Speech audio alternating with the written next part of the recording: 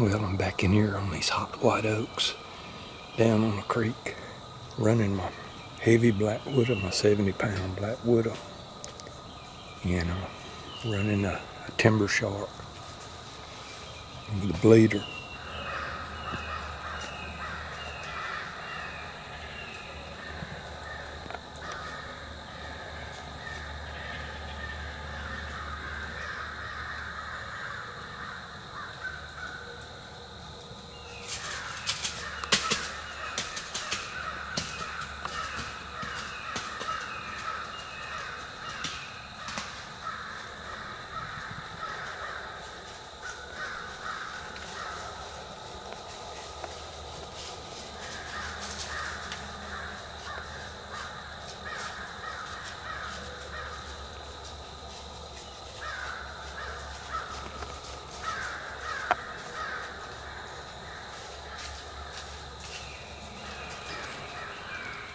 I believe they just passed through and went right by these acorns. They must not be hungry.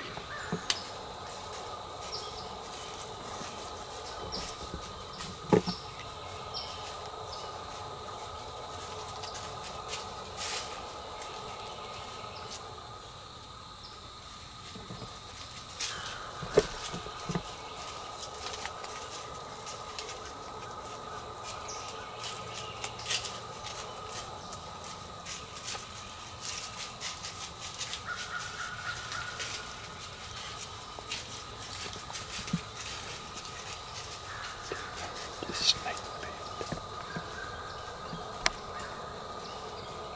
Shit.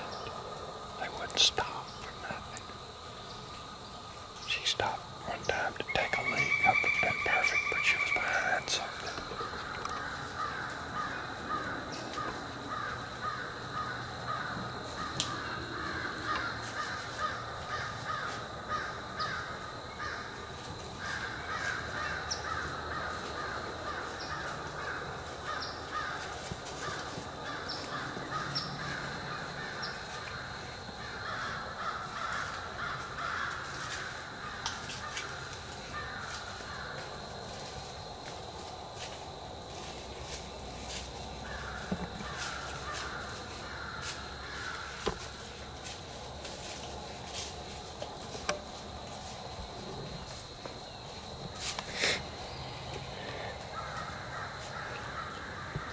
Even though our rut is still a good 2 months away, sometimes these deer, and I notice it just about every year, right along about the same time the deer are rutting up north, they'll have a little flurry of activity right here where they'll start kind of harassing does a little bit.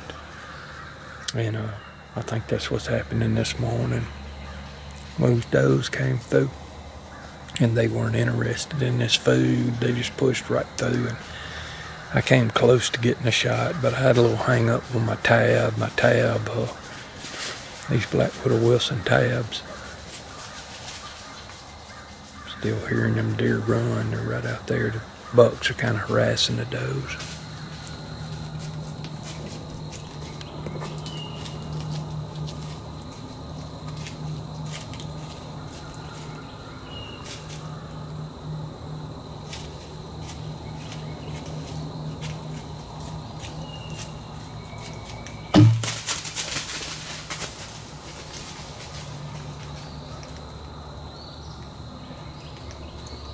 Got on me kind of quick.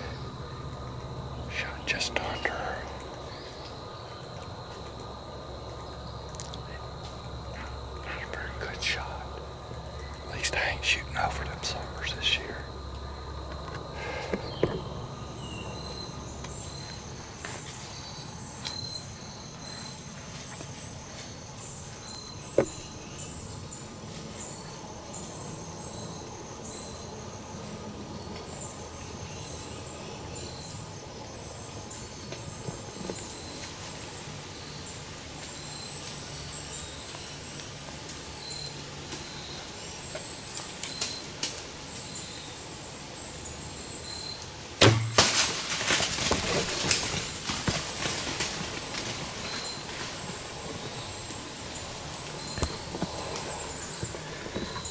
that's what I'm talking about.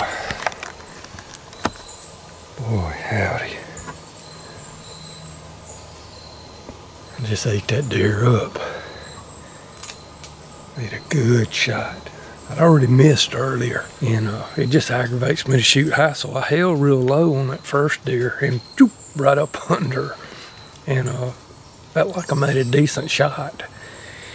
And this deer I shot just then, I said, well, I'm not gonna worry about holding too low on her. I'm gonna just aim like I want to hit her, maybe low on her body, but not shoot underneath her. And that arrow just ate her up. I mean, it shot true. Brass insert in there. It comes about right here, and I think it is 75 grain. And then I've got this is the Eastern Axis 340. I've got it footed over with some 2013. So the arrow to right here is really, really strong. And then from here on to here, it's pretty darn strong too. One arrow I did have break this year, it broke off right behind that. So I've got a real strong setup. And this arrow will weigh about 636 grains. And that's with a regular knock. With that lighted knock, it's probably closer to 650, I guess. I know a lot of you think it's hogwash about the moon deer feeding times, but this deer came in exactly when it said the feeding time was supposed to be. That second major time is, the second minor time is 10:10 a.m.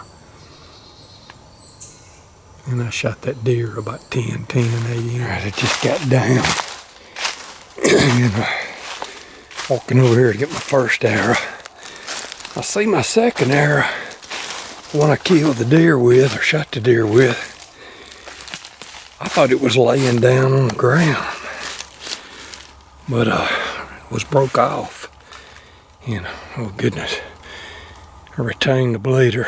That's not always easy to do. I'm gonna start gluing those things in. Slot these Simmons, put bleeders in them. They're just way more effective. And you'll see everybody bragging on Simmons and the blood trails they leave. But they're just that much better with bleeders. And yeah, I see.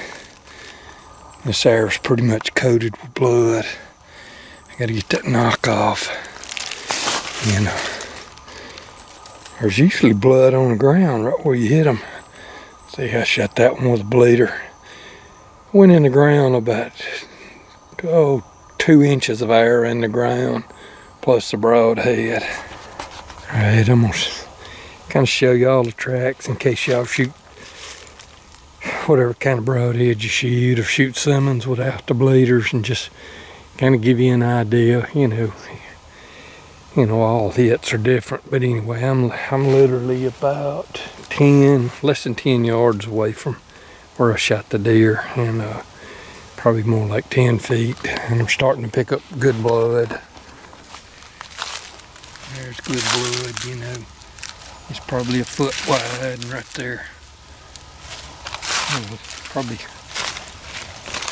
18 inches wide of blood. See, she bailed off this hill right here somewhere. What I found her, but it wasn't quite the blood trail that I expected. She got out here in these pines, and she was running so fast. Now there's a good splotch of blood. There's blood, and there's blood. So it was blood the whole way, but it just wasn't as easy as I expected with that type of hit, with that type of head, with the bleeder. It, every now and then something just happens. Now here you go. Here's more like what most of it was. That little speck, there, and then there's blood. So it wasn't a terrible blood trail if it'd been big oak been in big oak leaves or something that where the leaves wasn't all red, from just being the natural color. It would have been a pretty easy track. But I've seen better blood trails. She was hit a little bit high, about midways to the body, and it came out the armpit on the other side, which is really, really a good shot. I'm pleased with the shot. Expected a little more blood. I shot her with the Simmons tree shark. No, not the tree shark. We got so many sharks, I get them confused. This was the timber shark. No, I'll get it right in a minute. This is actually the swamp shark. The timber shark is a little bit bigger head. I like the swamp shark, but I like the timber shark better. But anyway, I can't imagine if I'd have shot this deer with a real small head. I mean, sometimes they leave there so fast they just can't bleed fast enough to leave a great trail, and that's what she did. She was humping the please when she left there. She was running as fast as a deer can run, and she covered a lot of ground in a little bit of time, and she probably went 130 yards or something like that, and went down, probably died on her feet, just running full tilt. But anyway, I gotta get her packed up. I got a lot of work to do. I can't just get her out like this. I'm gonna have to dress her right here on the spot, get her parted out, get all her meat in a bag, and pack her out.